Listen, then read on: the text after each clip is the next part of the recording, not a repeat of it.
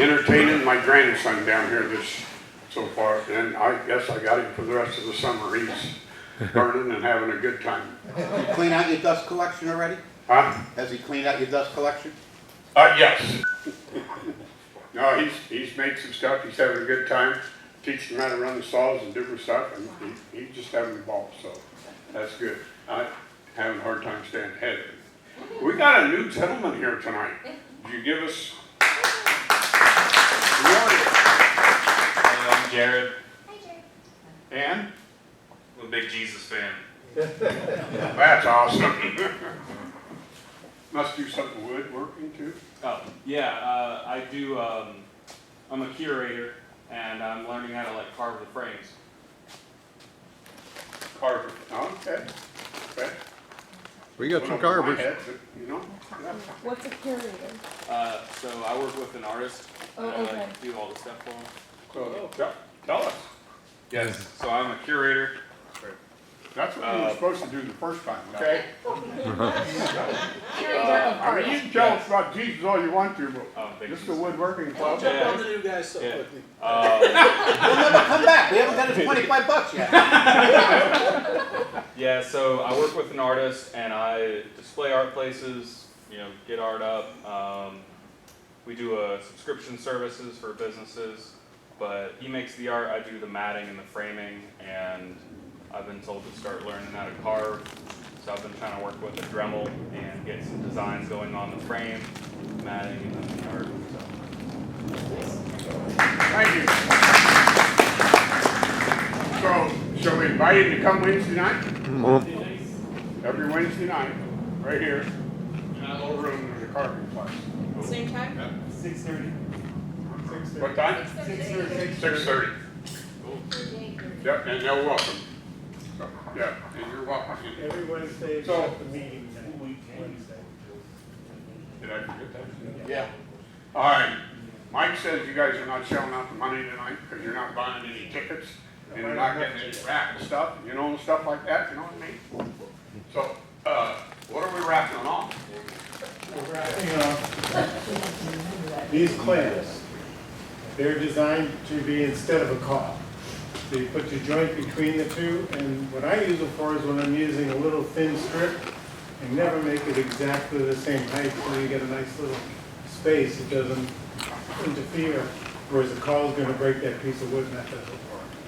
There's a set of 12, you just clamp it this way with any kind of clamp. They work like a charm and keep it nice and flat, like level, and glue doesn't stick to it. Oh my goodness. We have t-shirts here that Greg has made. Those are $10, and then you get a portion to the club. And we still have a few of these shirts left.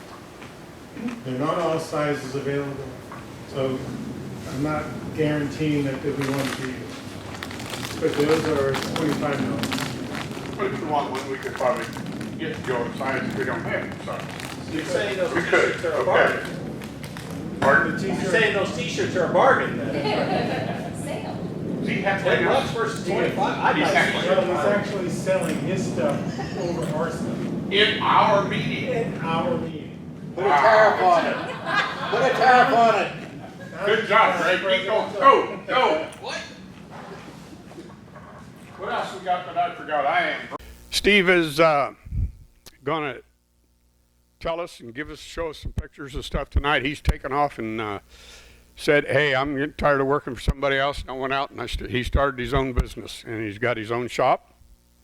And I'm going to let him do the telling about the whole situation. So, Steve, you are up. So, I'm originally from Philadelphia. Used to bother the hell out of my dad following him around while he was working. He was an electrician, not a woodworker, but still followed him around a lot. After a while, I realized that I did not want to be like my dad and be an electrician, and I started doing the woodwork stuff. So I got myself a job as a carpenter. Worked for close to 20 years up there in Philly doing a lot of high-end finished stuff. A lot of historical work. I was really lucky enough to get on some really cool jobs in Philadelphia. Really, really cool stuff, but then this lovely lady dragged me all the way down here to Florida. So once I got here, I found out I had a lumberyard right down the street from the new house. Went there, kind of got lost. A couple hours after I left the house, Michelle's calling me, where the hell are you? I said, I'm at a lumberyard. This is like Disneyland, you know? It's really cool. What really drew me in were the live edge. When I walked in the front door, they had all these live edges out, and I was just totally stoked about it. So, sure enough, I met the previous owner, the guy who started the business, and he hired me on the spot. So there I was, starting playing with more and more live edge stuff, less finished carpentry, more slabs. I really kind of worked it up, got better and better at it. But when I first started, I was actually taking these wonky old slabs and using a planer, using a belt sander, whatever I could do to get it flattish or smoothish. Finally, I got sick of doing that, and I talked myself into building a router sled. And that's probably mostly what I would want to talk to you guys about tonight is router sled and some big slabs. And that's really what I need the pictures for. So some of the reasons I like to use a router sled are because, A, I don't have a big, beautiful drum sander to send things through. B, the planer often tears out some beautiful wood. I brought these pieces, but you guys all know what I'm talking about when you send a really highly figured piece through the planer. It just tears out. Well, you don't know which pictures to go through.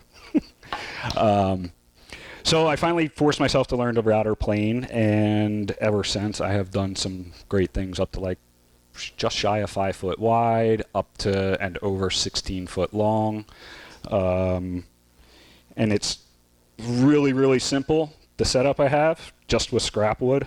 You can see the really, really simple sled, and what I use to give myself the different heights are just scraps of plywood nailed at a right angle. Keeps it rigid, keeps it straight. I also have bench dogs in my workbench, so that's how I'm holding the those side pieces on. And that's about it. You take about a 1/16 at a time, and go over it millions and millions of times. Yes? How deep? About a 1/16 of an inch at a time.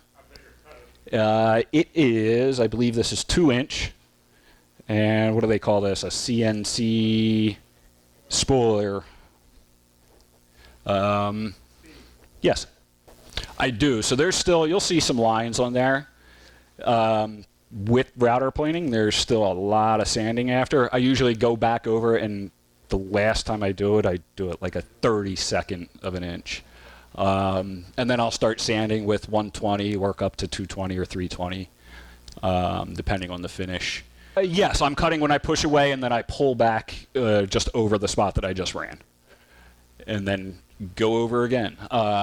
Great thing about this, too, besides, instead of using a planer, I get this thing on my table, and I shim it up to a certain point. Then I start running my router plane, which in essence gives me a perfectly flat edge. So I can flip that over, or a perfectly flat surface.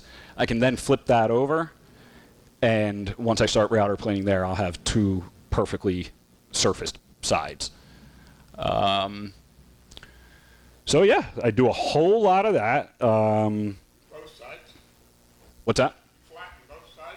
Flatten both sides, yeah.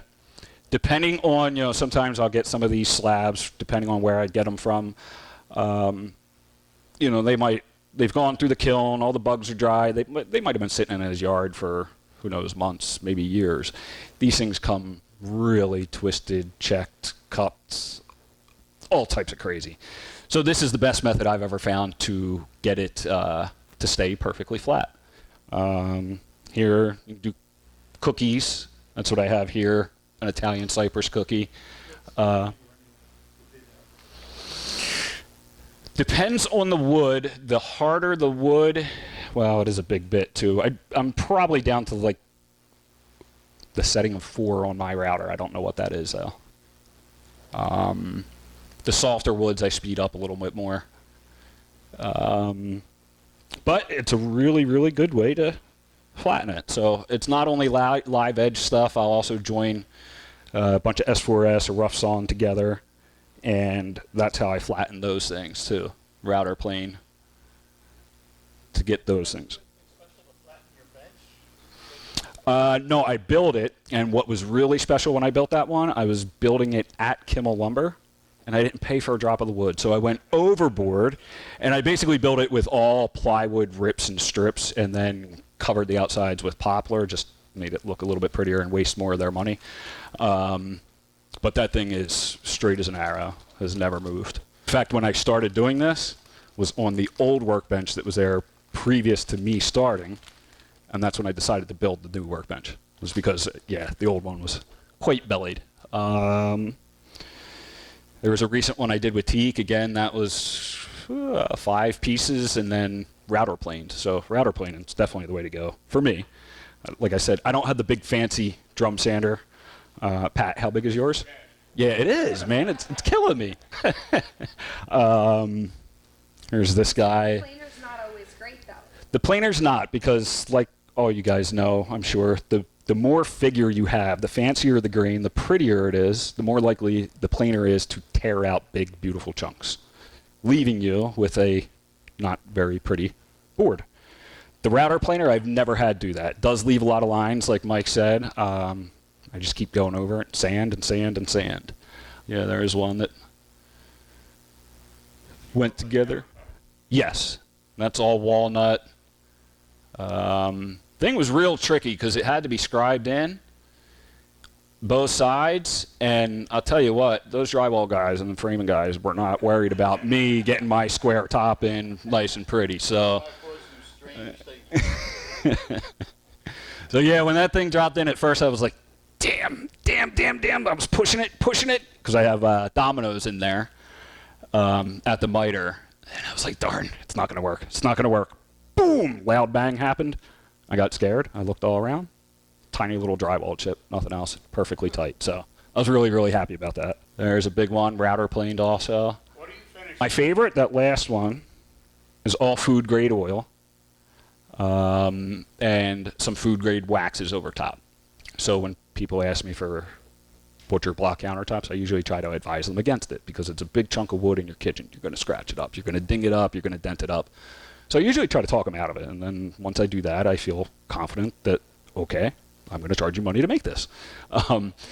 So that is all oil. That's one of my favorites. If it starts to get a little dull, if you get a little nick in it, you can kind of work with it to not have to redo the whole thing. This one is a 100% tung oil, and it is the good tung oil, not the cheap stuff at Depot. Real tung oil, yeah. Without adding. Correct. So how many warnings do you give these people that take these wood countertops and put them in your kitchen? I give them a long rundown of all the reasons they should not do it, and then they usually still want to do it. My name, I'll come in and refinish it. Well, I usually give them a price of refinishing too. So here's one. This is also router plane. That's a big chunk of Pecky cypress with about 1,300 or 1,400 bucks worth of epoxy. That was a big, like, if I make a mess here, that's a big mess. Router plane, everything. Yep. In fact, I'll show you a fun one of what it looks like when you're router planing epoxy. That's that. I should have a mask on. Honey, I do wear a mask most of the time, I promise. I even router plane my cutting boards. That was a little knife I carved, a little cheese knife, I guess, or something. I don't know. Just looked cool. I liked the piece of wood. I didn't want to throw it in the box. It's a little bar stool I made. That was no router planing. That is Kari wood. That piece, that was sistered or ran down a bandsaw and butterflied, I guess you could call it, out of one piece. Then I router planed them down just to smooth them down. That is Kari wood, and that piece was carbon dated over 50,000 years. It was bogged down in a swamp in New Zealand, and it was probably a few hundred years old before it got bogged down in the swamp. So that is not my piece of wood. I am dying for a chunk of it and dying for the customer to decide what he wants me to build with it so that I can take any and all the scraps. That is really cool stuff, and the picture does not do it justice at all. That one there's, it's actually called Mega Curl. And you cannot see from the photo, but it has got some of the wildest, craziest curl in there. It's like a piece of pine from here. Yeah, it's definitely not too fancy in the photos here. So you do your glue up and then put it through the planer? Yep. So if I get a bunch of rough sawn boards, I'll plane them down, join them, but I have a ton of tear out, like I said, from planing them down. So once I plane them down to a reasonable thickness or close to what I want the finished thickness to be, then I'll join them up, router plane the whole thing, and then you're perfectly flat, perfectly smooth. Type on 2 for all the inside stuff. There's another one, router planed, rosewood with some epoxy. And that's just, before I started doing the router planing, I got really, really smooth boards that were always just slightly twisted here or there, or bellied here or there. So this has really been a big game changer for me. I'm really happy I started doing it. And I highly recommend any of you guys to do it because it's super, super simple. Just scrap wood to build one. So you got to have the router, of course. And thick enough wood. Yeah, you start getting down. If the piece, so I have a lot of camphor wood. They're all about 1 inch to 1.25 inches thick. If I router plane those things down, by the time I get both sides perfectly smooth, I might be 3/8, maybe a 1/2 inch thick, because they're just really, they're really wonky. There's some cedar. This guy, actually I brought this in for a show and tell once. This was really a crazy looking piece. And I had no idea it was going to route out to, or finish up to that look. It was really just covered in sand and dirt and grime, and yeah. It's really cool having customers come in and ask me, they want a big wood top. What do you want? Do you want a certain color? Do you want a certain thickness? What size are you working with? And they usually have no idea. But that's cool when I start showing them these pictures. I can show them a really beat up, rough chunk of wood and tell them that it's the exact same as, say, this once it gets finished up.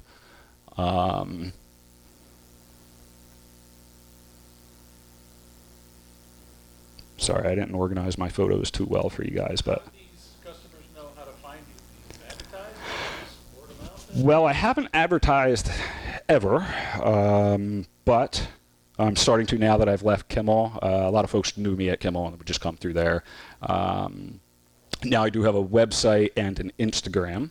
This lovely lady here is really, she's good at that stuff, so she's taking care of that. And that is unnecessarywoodwork.com. There's some of the carpentry I've done. That is nothing to do with router planing, just an accent wall. Big table from Longboat that they craned in. That they had to crane up. Yeah. I'm sure that's somewhere. Yeah, so I've done a couple of jobs on Longboat and some of these big condo buildings.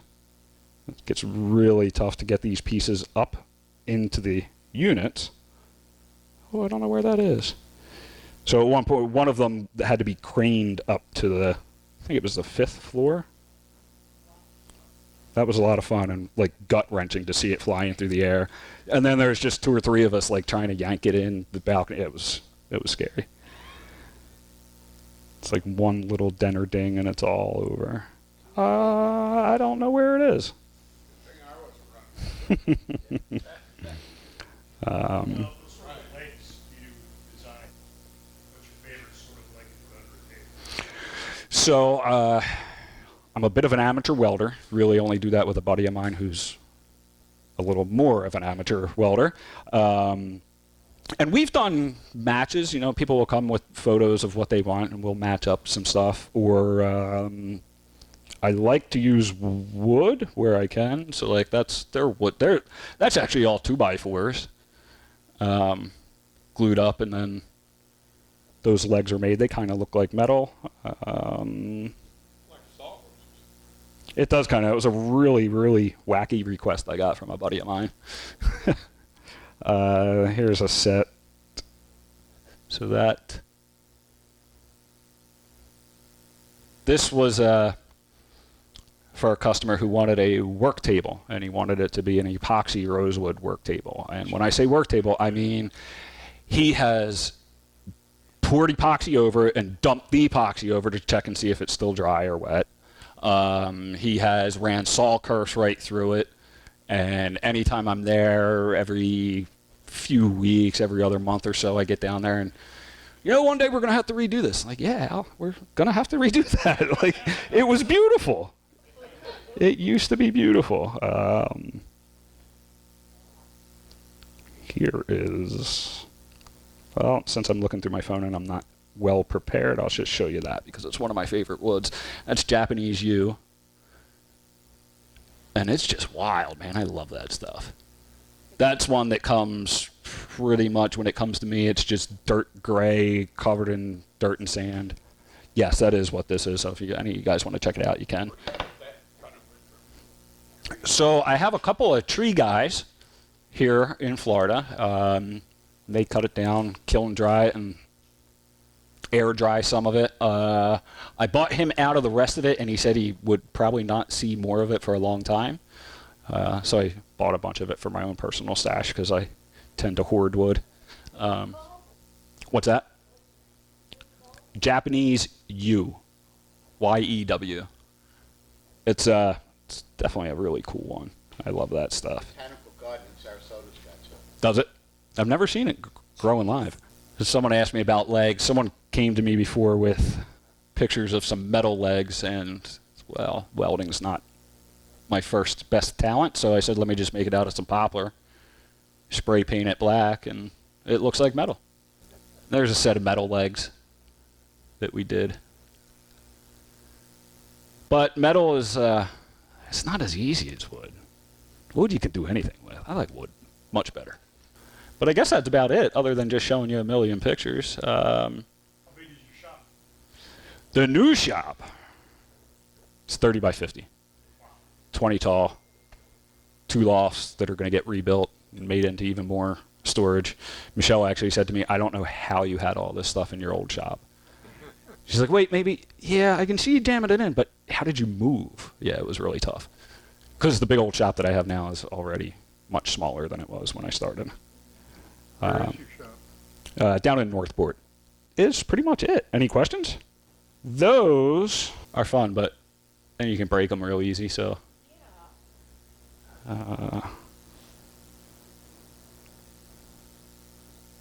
There you go. You do that with a jackknife or? A number of things. Sewing needle, or since then I've graduated to a hypodermic needle. One of my dog's the vet one time was like, dude, try these. And they have the hole in it, and it's cut on such an angle that it really is aggressive and delicate at the same time, which you have to be super delicate with the graphite. So,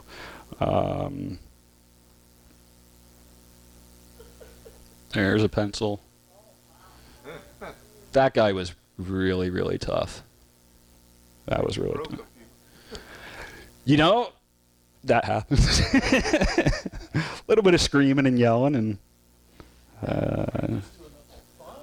yeah, I've sold a couple of pencils, but they're mostly for fun. It's actually been too long since I've carved one. It's been a little while. People try to write with. The very first one I ever carved was R-O-N. It was my buddy's name.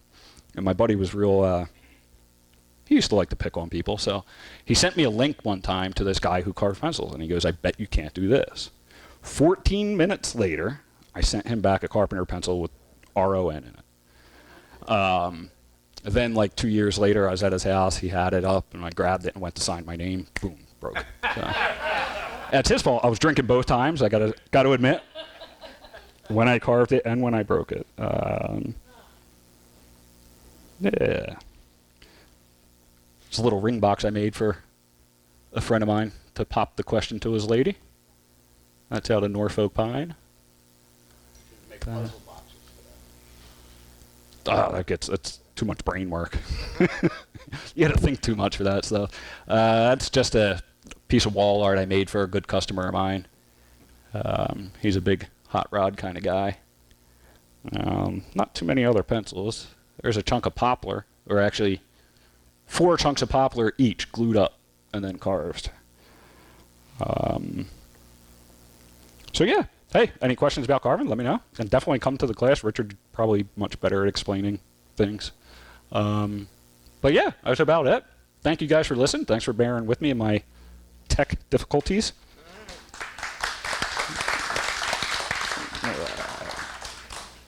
Oh no, I should have mentioned that. No, I always remove all the bark, any of that. A lot of times you'll get some punky, almost rotted wood. Remove that, even if I have to grind it off and kind of recreate a live edge. But yeah, definitely get rid of all the loose stuff for sure. Yeah. Thanks, guys. Okay, thank you. Good job, Steve. And the gentleman that's supposed to do the show and tell decided not to come back tonight. He said he's got 6 grandkids at his house and he has to stay home and take care of his wife so she doesn't get driven nuts. So, yeah. Oh. Yeah, I'm right there. Okay. So we got a little show and tell. I got a couple of pieces I want to talk about. I got a couple came to the I got a call from a couple that I didn't answer the phone a couple of times, and I called them back, and they said they wanted to build a box for letters. And so I started out, and I built this box out of rosewood, and then we got to designing it, and it's 4 letters, and it's for historical situation. So we come up with this. We were going to sink this down in here. Now we're going to take a little inkwell. I was going to cut an inkwell, an old style inkwell, and I was going to make it out of Padoot, cut it in half, lay it down here at the side, and then they brought us a whole bunch of feathers, and we was going to stick one in there like a pencil and a whole ball of wax. It was really going to be pretty cool. Then they chickened out on me and said, no, they don't want to do it. So they're just getting a plain old box. So all they're getting now is just a plain old box. All right, we got a couple items up here this evening. We'll start with the biggest one first.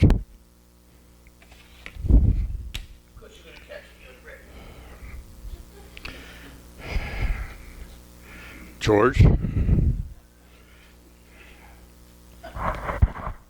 Pat's been playing with boxes a lot. I don't need that. Only for the recording. No, he needs it. So, Pat's been playing with boxes a lot, and this is one of the boxes I happened to go and knock out about 10 years ago.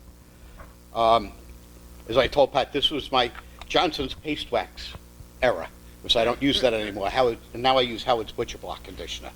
Okay, it's fast, it's easy, and it's renourishable. So, but it's like playing with this. You always make boxes out of end grain, and there's a reason for it. If you match up the grain on this, the cover fits perfect. It's the same way it was 10 years ago. But I would say this way doesn't fit until I come all the way around 360 degrees.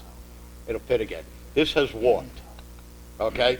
But in other words, this way, it's still just that little bit of suction that goes and keeps it on there.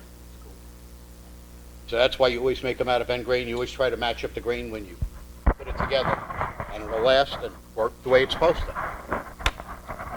good job, Tom. Good job. Good job. Now, somebody donated this beautiful cutting board to me. So, well, maybe he didn't donate it, you know. He's not smiling a whole lot about that comment, you know. Well, I brought the cutting board in to show you not what I did, but what not to do if you do one. Oh, well, so if this thing's not right, No. then I can always take it, you know. When you make these three-dimensional cutting boards, you're making several different logs of 2 or 3 different kinds of wood. And on one log, and virtually every one of these designs, you have to clip one of the corners at 45 and glue on a small piece. Well, all that part went really well, but when I started sanding it, I have a Supermax drum sander, and probably like most of you, and I just, I sanded it a little, and it looked good, so I sanded it more because I figured that's going to look better. And I just kept sanding it. And I sanded the points off, and I never noticed it until I put the damn thing together, and then I see these little points sticking out nowhere, you see? No, that's just terrible. It is. That's just terrible. I'd just throw this away, just. Well, I didn't. I gave that one to my wife, and I had to make another one to fix it. But that's it, so basically, it's always good to sand, but don't sand too much. But you just have to watch the video 8,000 or 9,000 times and write something down every time until you get it. Thank you. Okay. We got some little houses up here. Who did a little house? Two little houses. You can share the stage, okay? Don't be so bad. These are houses that we made in the class that we had here for a weekend, Saturday and Sunday. I only made it to the Saturday class, then had to finish mine in the carving group. And Richard was able to help me finish it. So this one is mine. And the carver that taught the class always puts a post in his. The first one I did, a smaller one, there was no posts. But this fellow says you got to put a post in every one of them, at least 3 posts. So We had started with, yeah, these were the first ones we started out just from in the class for fun. And then we took this, the paid class, which was really good. And we enjoyed it very much. So it was fun to do it. And I look for the next one that comes along.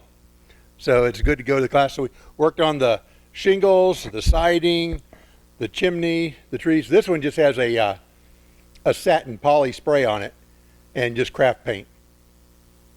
So, anything you want to add to yours? Which one's? I haven't quite finished mine. I'm still working on trying to decide what I'm gonna work on finishing my post. I just haven't got back to it yet. This So. year? Maybe. Maybe when Harold comes back for the next class. But yours traveled a long ways. Yeah, my the instructor accidentally took mine with his packing, and it went to Alabama and had to be shipped back to me. So that was a little disheartening initially. You do 2 or 3 days of work, and then I go to show everybody, and it didn't make it home with me. So I was really happy it was found. So, and I'm just learning, so I'm starting carving. Now, is that bark? Yeah. Cottonwood bark. And these we actually drilled out the bottom to put a light in them. So it came clear up behind the windows and it's hollow. Mom's light is on. So, just an interesting lesson. That's just his style, I guess. But everything he carves has a post. It's like he required it in the class. It's like, you need to put your posts in there. So mine didn't almost didn't make it, just got a little point showing. But they did say everything on a bark house, nothing is straight. So your windows are crooked, your doors are crooked, everything's out of balance. And that's the way they like it. So it was fun. We enjoyed it. So, come join us for carving. Thank you, Sid. We got a master carver in the back. He's there at the class every time, and he's the one that started this whole thing out. And I'm glad I got the room in there. If you guys weren't using that, I'd have that stuff just spread out all over the place in there. You know what I mean? That's good. That's good. So it's all good. Oh, Monday, turning meeting. Who's coming? One? Neil's coming. That's what I said. All right, 2. All right, good. We'll have turning. We'll be turning 6:30, 7 o'clock. Okay, sounds good. I will come up with something. Last time I did these, but we'll come up with something. These little things are kind of cool to do. We can get one done. Well, maybe not totally done, but they're kind of fun to do. I'll do a little setup between now and then.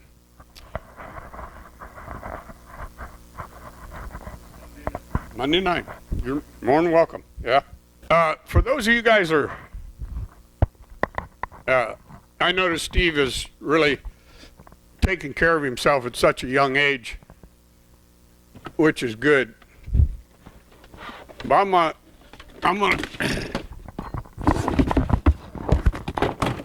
you know,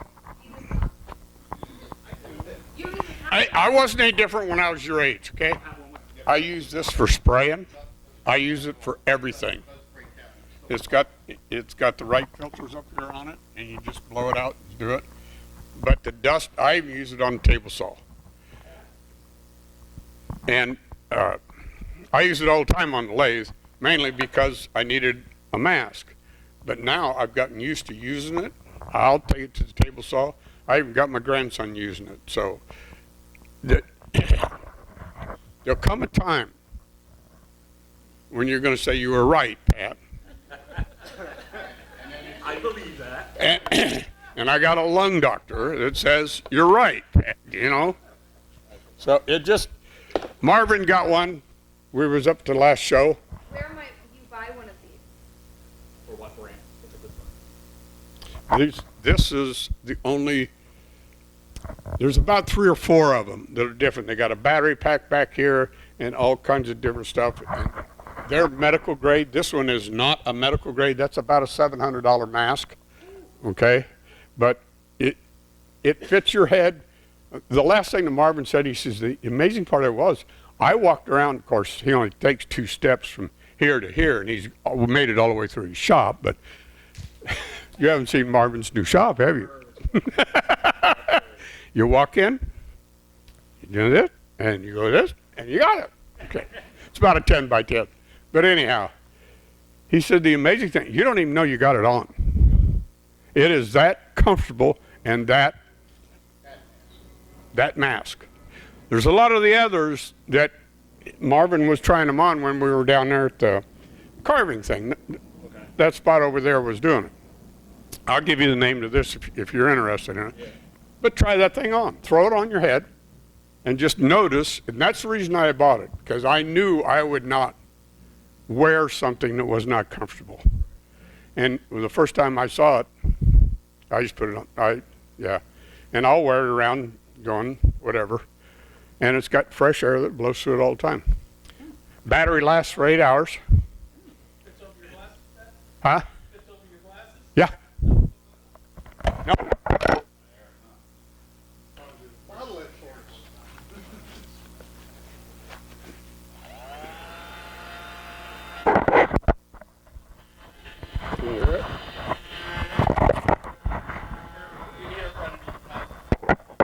Yeah. That's just a little button, you put it on, and it shoves air down through the mask. But I was covered with all this stuff, and, you know, whatever, you know. But those things are tremendous, and you'll get used to wearing them. I'm telling you what, they really are fun. They're not cheap, but they do work. I even still got the. What are we doing? It's your turn. Huh?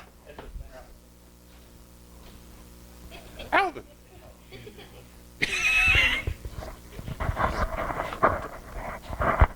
I will first do the door prizes.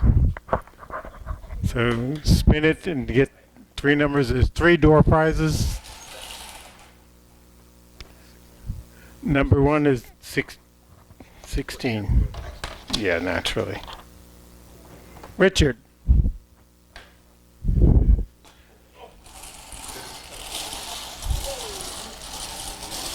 We have a hold down, a shirt, and this is a glue bottle with several different tips on it.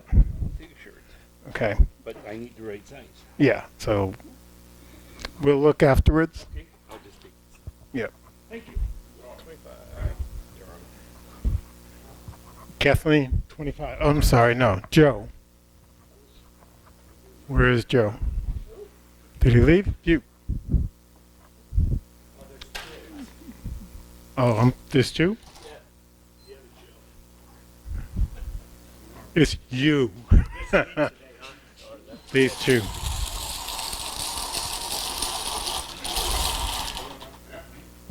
That's the box for the glue thing. This is a glue bottle with the different tips. And then, This is the hold down. Yeah. And number 8, John Teamer. John, there you are. You get the glue bottle, nobody you want. Now we'll do the tool raffle. And we always let the new guy pull the number. That way you can get blamed for not picking their number. All right. Everybody look at their ticket. 5, 7, 7. Oh, everybody has that. 8, 008. Cool, you won. There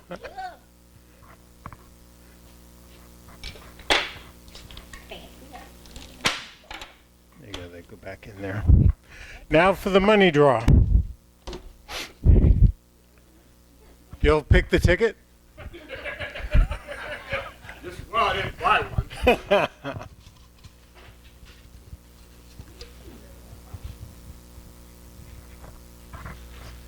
We don't look at the number. We look at the I name. can't. Well, guess who won? So, what you get to do is you get to pick one of these cards. 3 of the cards are winners. You any good at poker? The ace. The ace wins the prize, and the prize is about $100. The 5 wins $5. The 10 wins $10. The 8 wins, thank you for contributing to the pot. Now, since you already won, this ticket gets thrown away, so you need to buy more tickets. Okay? And that's it from the raffle side. Raffle side. Raffle side's done. We got short and sweet. We're good tonight. We done? We're done. Okay. Monday night, turning, right here. I will tell you everything you're not supposed to do, okay? And we'll probably throw a few things out of the chuck, but we'll have a hell of a good time. I got 2 other lathes. I may set them up. We just turn something, you know, whatever. Yeah, that's easy way to learn the whole ball of wax. I had Lucas in.